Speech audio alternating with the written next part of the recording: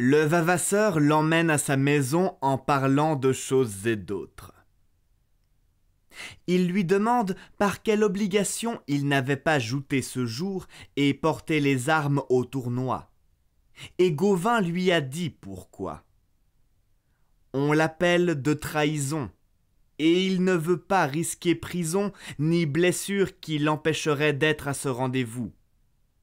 Il en mériterait un blâme pour lui et pour tous ses amis s'il ne se présentait pas à la bataille pour l'heure convenue. Le Vavasseur l'approuve et lui dit qu'il avait bien agi en délaissant le tournoi pour cette cause. Ils s'en vont jusqu'à la maison où ils descendent de leurs chevaux.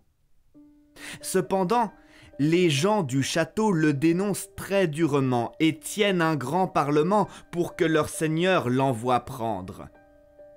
Et la fille aînée y travaille comme elle peut et comme elle sait contre cette sœur qu'elle hait. « Sire, dit-elle à son père, je sais bien qu'aujourd'hui vous ne perdez rien, mais peut-être avez-vous gagné un peu plus que vous le croyez, et je vais vous dire comment. Il vous suffira seulement de commander qu'on aille prendre cet homme.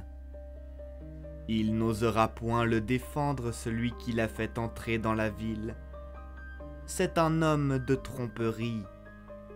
Il voyage avec écus et lances et avec des chevaux de main afin d'éviter les péages en passant pour un chevalier. Ainsi passe-t-il en franchise lui-même avec sa marchandise.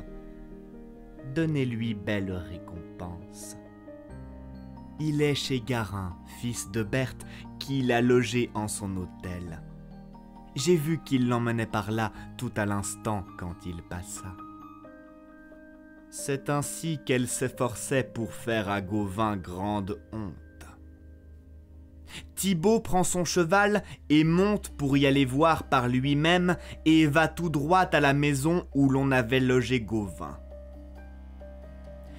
Quand la petite fille voit de quoi va s'occuper son père, elle sort par une porte derrière en se cachant qu'on ne la voie, et elle court en droite voie jusqu'à l'hôtel où est Gauvin. Chez le fils de Berthe, Garin, il était 2 filles très belles. Quand apprennent ces demoiselles que leur petite dame est là, elles l'accueillent à belle joie et de bon cœur et sans feintise. Chacune par la main l'a prise, et elle l'emmène en riant, ses yeux et sa bouche baisant. Or, Garin remonte à cheval, il n'était ni pauvre ni ladre, emmenant son fils avec lui. Les voilà qui vont tous les deux à la cour comme d'habitude quand ils voulaient parler à leur seigneur. Ils le rencontrent sur le chemin, et le Vavasseur le salue et lui demande où il s'en va. Le seigneur lui répond qu'il va se réjouir justement chez lui. « Ma foi, je n'en suis pas fâché, dit Garin, ni mécontent. Justement, vous pourrez y voir le plus beau chevalier du monde. » Pourtant, je ne l'embrasserai pas, dit le sire, mais je le ferai prendre. C'est un marchand qui mène vendre ses chevaux et se dit chevalier. Seigneur, c'est trop laide parole. Je suis votre homme et vous êtes mon seigneur. Mais je vous rendrai hommage pour moi et pour tout mon lignage et vous défie dès maintenant, plutôt que nul désagrément ne blesse mon hôte chez moi. Allons, je n'en ai pas envie, dit le seigneur, et que Dieu m'aide. Ni votre hôte, ni votre hôtel n'aura déshonneur par mon fait, mais ce n'est pas, croyez-le bien, faute d'en avoir été admonesté et conseillé. Grand merci, dit le Vavasseur. Vous me faites beaucoup d'honneur à venir visiter mon hôte. Ils cheminent donc côte à côte, et ils vont jusqu'à la maison où messire Gauvin est logé. Quand messire Gauvin les voit, il se lève courtoisement et dit « Soyez les bienvenus. » Ils le saluent tous deux et il s'assoit à son côté. Alors, le seigneur demande à Gauvin pourquoi il s'est tenu à l'écart du tournoi sans même essayer de combattre. Gauvin ne lui a pas caché qu'il n'y eut ni laideur ni honte, et tout aussitôt il lui conte qu'un chevalier l'appelait de trahison et qu'il allait s'en défendre devant une cour royale. « Dans ce cas, vous fûtes loyal, dit le sire, sans aucun doute. Mais où sera cette bataille? » Sire, dit-il, je suis appelé devant le roi d'Escavalon, et je pense être sur la bonne route. Oui, dit le sire. Je vous donnerai une escorte qui vous y guidera, parce que vous devez passer par une bien pauvre contrée.